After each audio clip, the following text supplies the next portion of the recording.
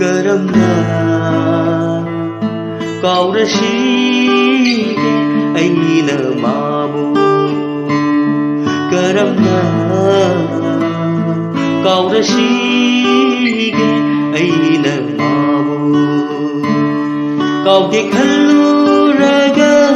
hena ningsinghalli inaptagi asum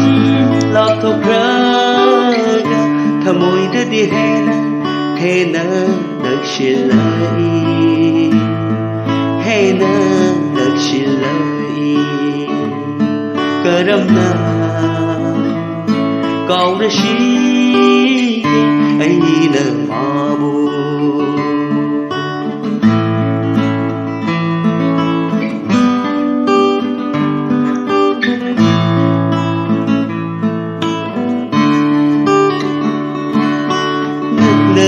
Ngai matamda hainakhiba wahaisin tatana tari ngasisu wakhalda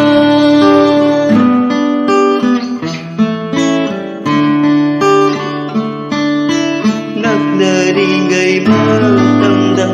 hainakhiba wahaisin tatana tari ngasisu wakhalda aina mangonda haikhiba kayasu aina mangonda haikhiba kayasu tarinaramasu aigumna wakhalda Karamna kaurashige aina mabu Karamna kaurashige aina mabu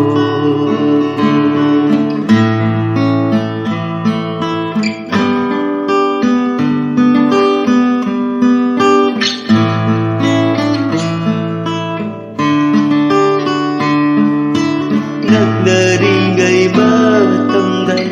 ukhiba safamda tatana uri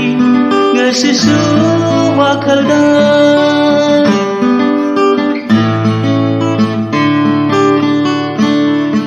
Naknari ngai matamda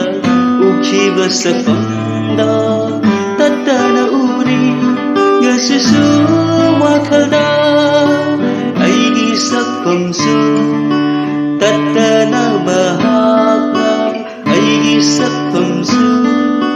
tatana mahakna uridaragashisu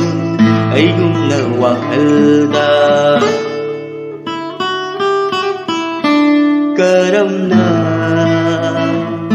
kaurashige aina mabu Karamna kaurashige aina mabu Kauge khalluraga hena ningsinghalli inaptagi asum lapthokraga thamoidadi hena nakshilai hena nakshilai Karamna kaurashige aina mabu Karamna kaurashige